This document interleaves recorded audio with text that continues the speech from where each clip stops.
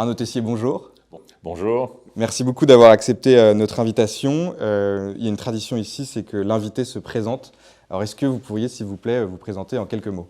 Alors, je vais le faire très brièvement, pour ne pas être trop long.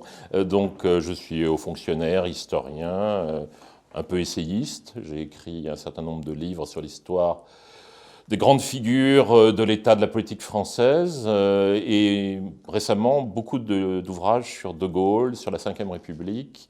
Avec Hervé Guémard, nous avons dirigé un ouvrage collectif qui s'appelle « Demain, la Ve République, point d'interrogation », où nous prenons avec un certain nombre de spécialistes, de juristes, de sociologues, historiens, un peu la défense de cette constitution si attaquée.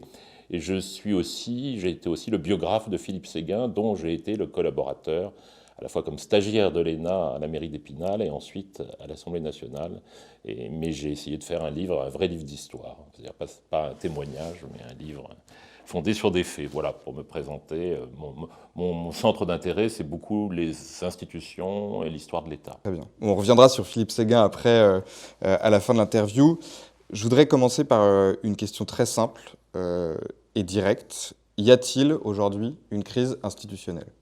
Non, il n'y a pas une crise institutionnelle, il y a une crise politique, une crise sociale, une crise démocratique, et il y a aussi une perte de sens des institutions. Je pense que c'est ça surtout qui est véritablement la source du problème.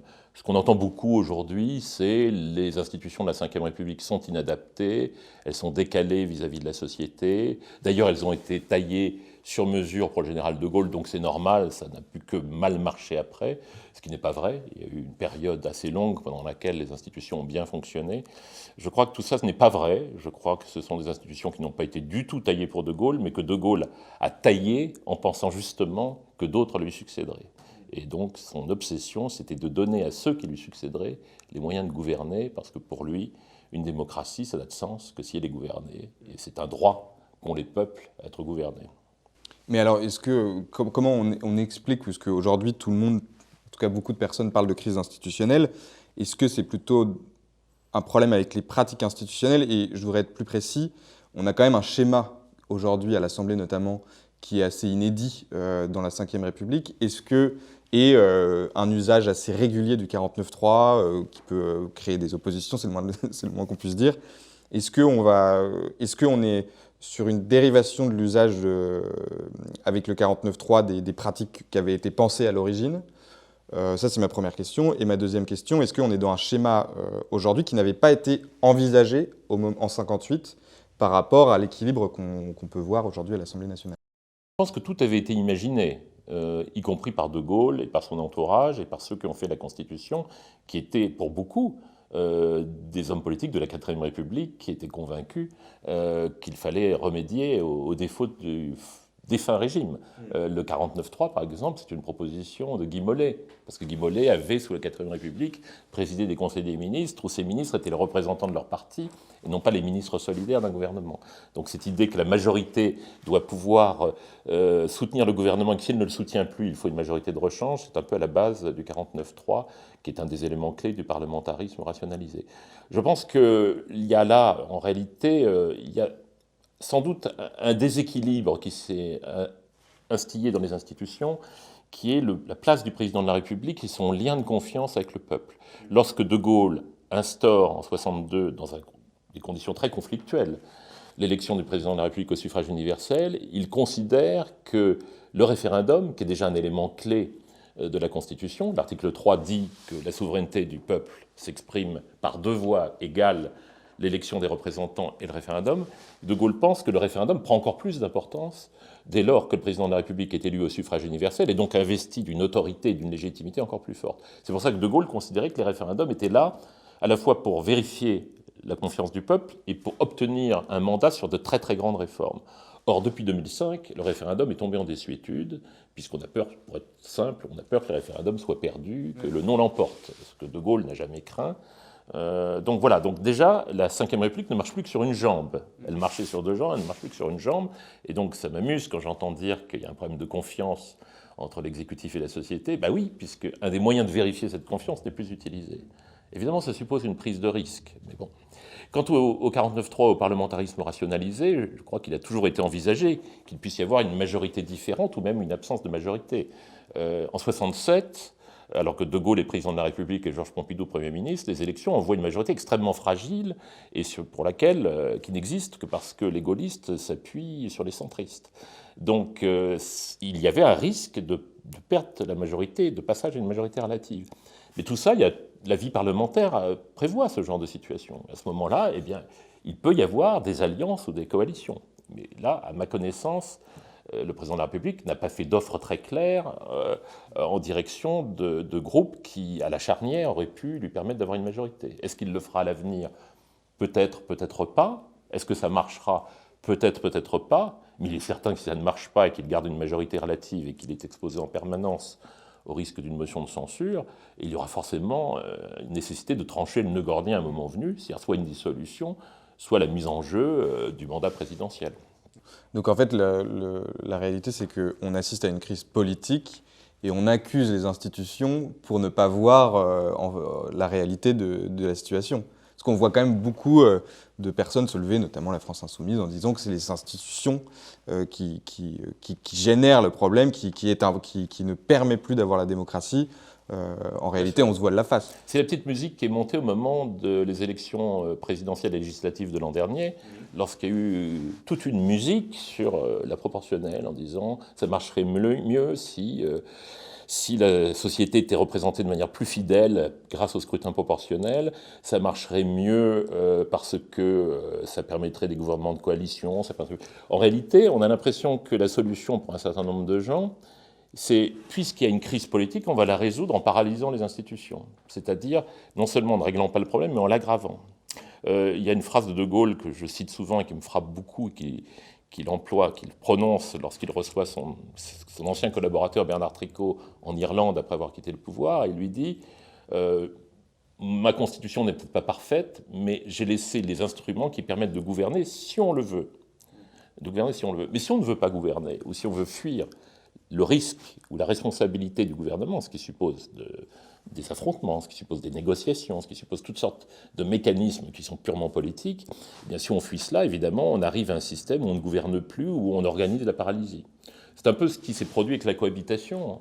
C'est pour ça que la cohabitation présentait un certain confort, en tout cas pour le président de la République, pour François Mitterrand, puis pour Jacques Chirac, parce que finalement, on règne, mais on ne gouverne pas.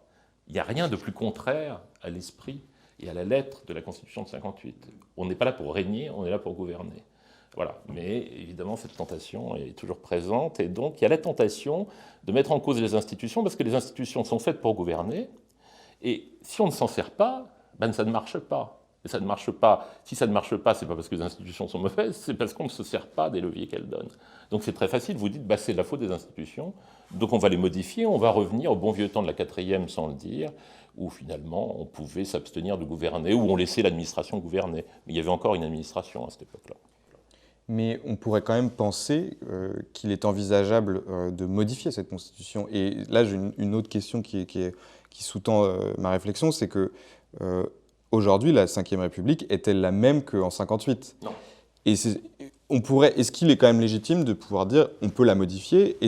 Comment, et ça je m'adresse aussi à l'historien, c'est comment elle a évolué? Est-ce qu'on peut la modifier encore, ou on est obligé de passer à une 6e République pour les critiques, je veux dire?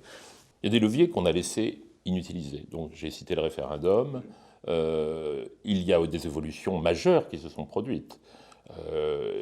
L'émergence du droit européen et la force du droit européen qui crée des contraintes juridiques pour le gouvernement national.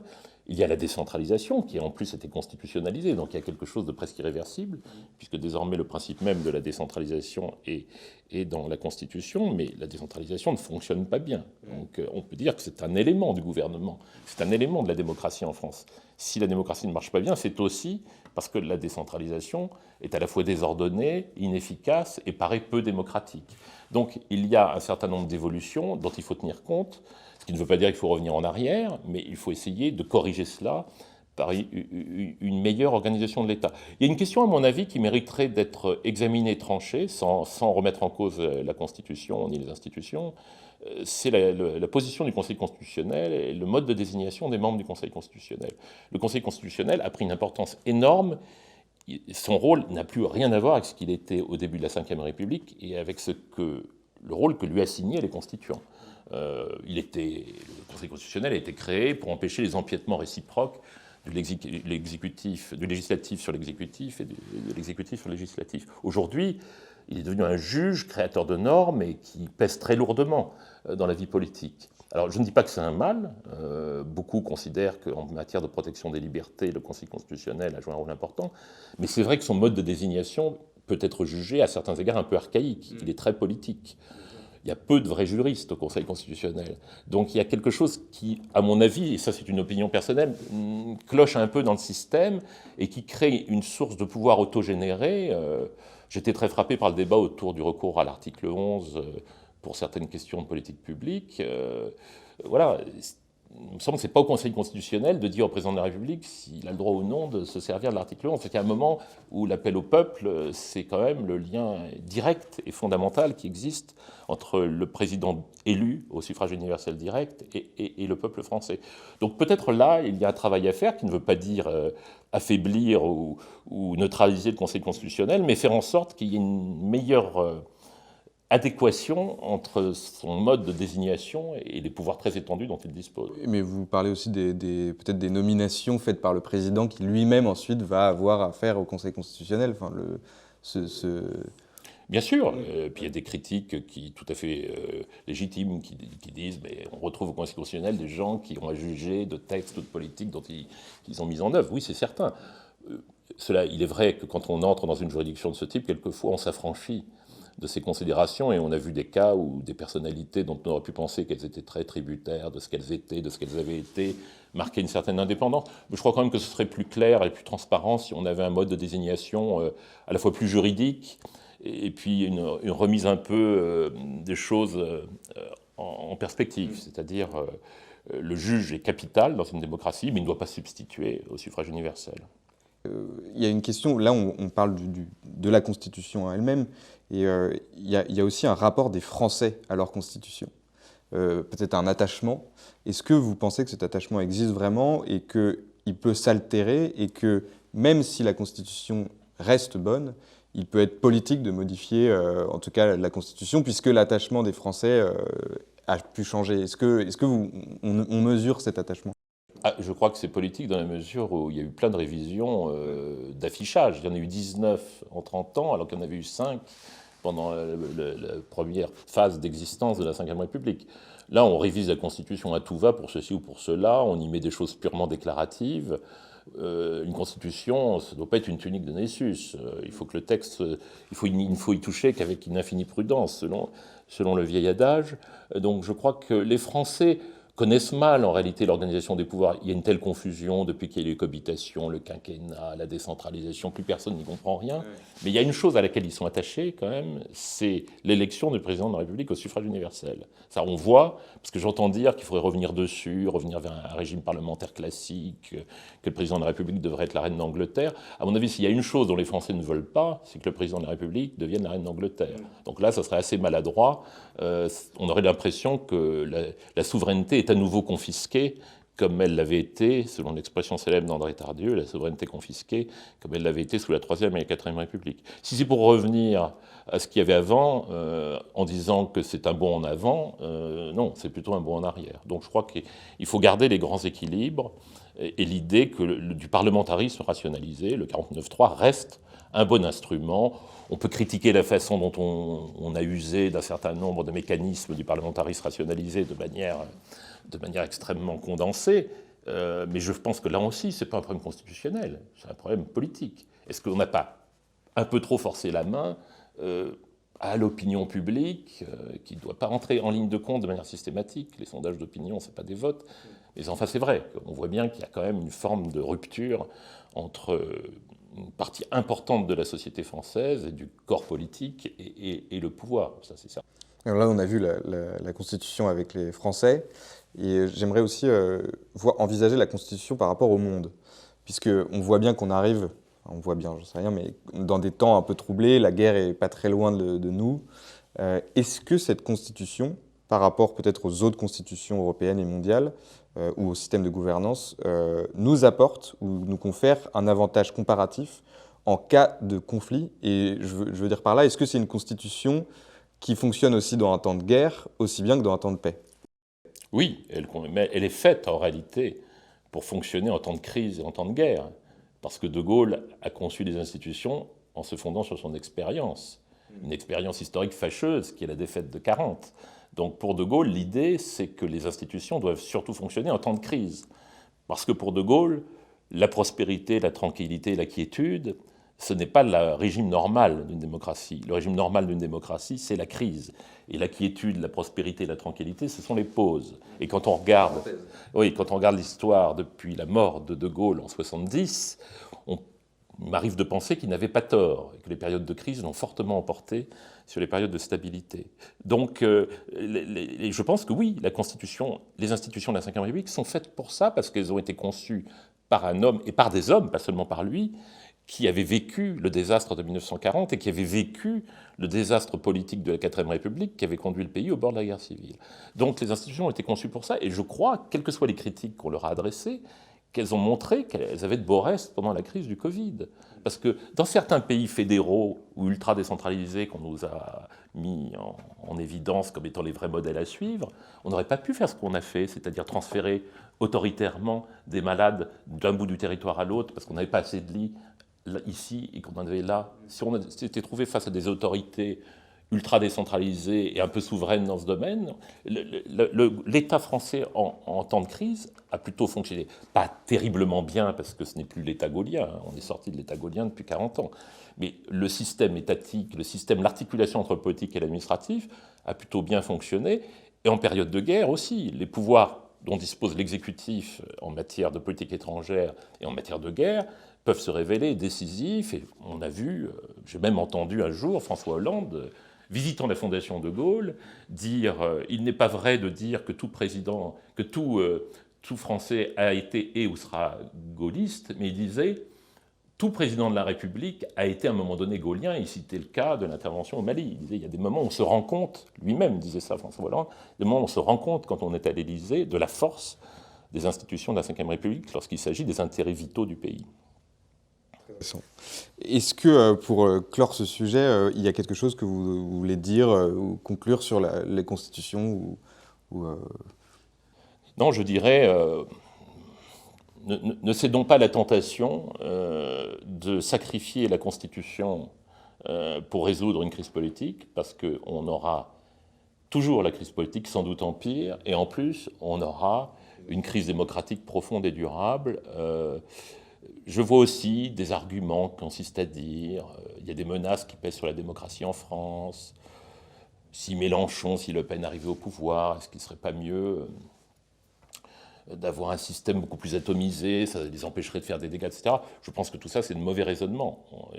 L'histoire suit son cours. Il faut qu'un pays soit gouverné. Il se peut qu'à certains moments de son histoire, et ça lui est arrivé, il soit plus ou moins bien gouverné, même qu'il soit mal gouverné.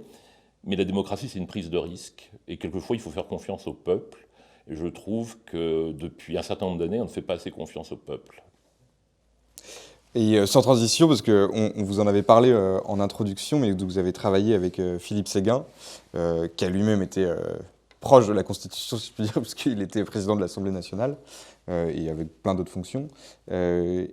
J'aimerais entendre quelques mots de vous, parce qu'ici, le magazine qu'on a relancé, ce qu'on essaie de relancer, ça s'appelle Une certaine idée, et c'est quelque chose qu'il avait lui-même lancé quand il était président du RPR en 1998. J'aimerais avoir, nous qui sommes d'une génération qui n'avons pas connu Philippe Séguin, en tout cas pas avec conscience politique, j'aimerais avoir une présentation rapide de quel était l'homme Philippe Séguin, si je puis me permettre, et puis quelle était sa vision de la réflexion et du débat, comme on essaye de le mener ici humblement. C'était un homme assez extraordinaire. Moi, j'ai travaillé avec lui, je le connaissais vraiment bien. Je me souviens d'ailleurs du lancement d'une certaine idée, quand il était président du RPR. Je l'ai connu bien aux différentes étapes de son existence. D'abord, c'était quelqu'un qui avait une force de conviction remarquable et qui savait exprimer ses convictions. C'était un orateur, c'est quelqu'un qui savait parler, qui avait du ton. Si vous regardez, reprenez des enregistrements sur Internet, des interventions de Séguin, des débats avec des journalistes, tout de suite ça tranche parce qu'il y a un ton qui est inimitable. qui est inimitable et qui était sa marque de fabrique. Et c'est pas seulement parce qu'il avait un physique et une voix, et il avait un physique et une voix, mais c'est aussi parce que tout cela répondait à quelque chose d'intérieur. Il était animé par des convictions très profondes. Alors, il avait des conceptions, en fait, on disait que c'était un gaulliste de gauche, tout ça n'avait pas beaucoup de sens, et lui-même récusait cette idée. Il disait, je ne suis ni un gaulliste de gauche, ni un gaulliste de droite, je suis gaulliste. Et même quand on disait qu'il était gaulliste social, il disait, mais le gaullisme est social par essence, simplement beaucoup de gaullistes l'ont oublié. Donc je crois qu'il était quintessentiellement gaulliste. D'ailleurs, il s'était rallié à De Gaulle dans sa jeunesse, il venait du syndicalisme chrétien plutôt de gauche, dans sa jeunesse étudiante. Il s'était rallié à De Gaulle véritablement par raison, parce qu'il pensait que De Gaulle avait raison sur l'Algérie, alors que lui-même avait souffert dans sa propre famille de l'expatriation, en tout cas dans le versant tunisien. Il savait ce que ça représentait, le départ de l'Algérie. Il avait adhéré à De Gaulle à cause des institutions et de la Constitution de 58, et il était très attaché aux institutions de 58. Quand il a voulu rehausser le rôle du Parlement quand il était président de l'Assemblée, c'est d'abord parce qu'il était président de l'Assemblée, chaque fois qu'il dirigeait une institution, il voulait la rehausser, mais c'était aussi parce qu'il pensait qu'elle devait assumer pleinement son rôle de débat et de contrôle. Mais il n'était pas du tout partisan de modifier les grands équilibres de la Ve République. Je sais, parce qu'il me l'a dit, qu'il était très hostile à la révision de 2008. Il voulait le dire à Nicolas Sarkozy, je ne sais pas s'il l'a fait effectivement, il voulait lui écrire pour lui dire que c'était une erreur, cette révision, qu'elle risquait de bouleverser des équilibres inhérents à la Constitution, ce qui n'a pas été totalement le cas, mais qui pourrait se révéler le cas à l'avenir. Donc voilà, et je pense qu'il fait sa séduction parce que j'enseigne aussi et j'ai des étudiants de votre génération qui sont fascinés par Séguin. Je pense qu'ils sont fascinés par Séguin d'abord à cause du discours sur Maastricht, qui est quand même quelque chose, un morceau de bravoure extraordinaire, et puis parce qu'il représente quand même un personnage politique dont on ressent la nécessité aujourd'hui, c'est-à-dire une voix forte, des convictions, et l'idée, une conception très, très, très élevée de la nation, de l'intérêt public et de l'État.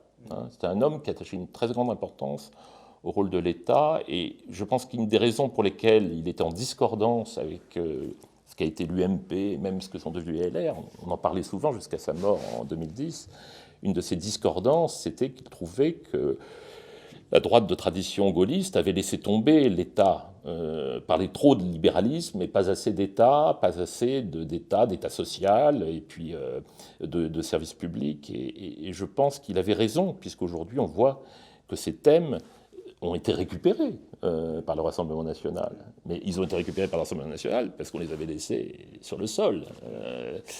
Tous les thèmes que le Rassemblement national a pris depuis un certain nombre d'années sont des thèmes, enfin beaucoup d'entre eux, pas tous, il y en a qui sont sourcés Front National d'origine, mais un certain nombre de ces thèmes sont des thèmes qui étaient des thèmes du mouvement gaullien. Et donc il ne faut pas se laisser déposséder de son patrimoine. Et je crois que c'était ça, Séguin. Et c'est très intéressant de voir que l'image de Philippe Séguin revient de manière récurrente, parce que c'était quelqu'un qui rappelait ces choses régulièrement. Et il y a quelque chose qui est attirant aussi, c'est une sorte de, j'allais dire une tristesse, mais peut-être des échecs aussi, des grandes réussites évidemment, mais l'échec à la mairie de Paris, le fait que beaucoup aient pensé qu'il allait devenir président de la République, et puis une sorte de mélancolie dans son regard. Je sais pas si, je pense que ça ajoute à son personnage un peu romanesque qui fait que... Oui, le destin inachevé. Le destin inachevé, oui. Le destin inachevé. Alors, évidemment, il est inachevé parce qu'il est mort jeune. Enfin, ouais. Vous, ça ne vous paraît pas jeune, mais pour un homme politique, c'était relativement jeune. Il est mort à 66 ans. Ouais. Sa carrière pouvait très bien ne pas être terminée. Je pense qu'il n'avait jamais exclu de revenir en politique. C'est des problèmes de santé physique et de surmenage qui l'en ont empêché, la mort qui l'en a empêché. Donc, il y avait cela. Oui, il a été très atteint par l'épisode de la mairie de Paris, où il s'est fait un peu piéger, il faut bien le dire. Mais il y a ce côté destin manqué, c'est vrai.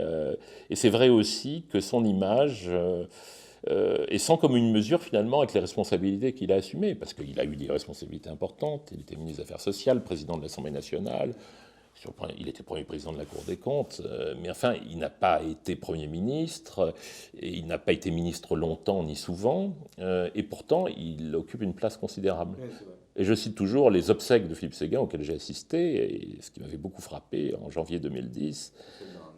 majeur, quoi. Oui, il y a eu la presse. J'étais à l'étranger quand il est mort et je suis rentré à temps pour les obsèques. Et quand je suis rentré en France, j'étais fasciné par la couverture presse qui était démesurée.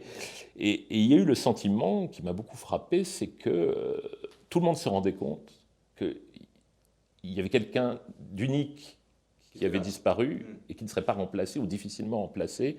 Il y avait une sorte de remords. C'est pour ça d'ailleurs que j'ai sous-titré mon livre sur Philippe Séguin, Le remords de la droite. Il y avait une sorte de remords. Voilà. Mais les remords servent quelquefois à nourrir la réflexion.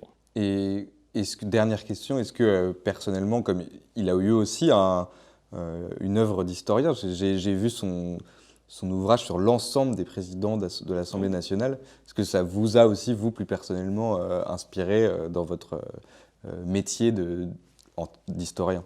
Ah ben, son livre sur Louis-Napoléon Bonaparte, sur Napoléon III, dont je l'ai vu corriger les épreuves qui étaient écrites de sa propre écriture. Donc je pense que c'est vraiment lui qui a écrit. Il a été aidé pour la documentation, mais c'est vraiment son œuvre, cette biographie de Napoléon III.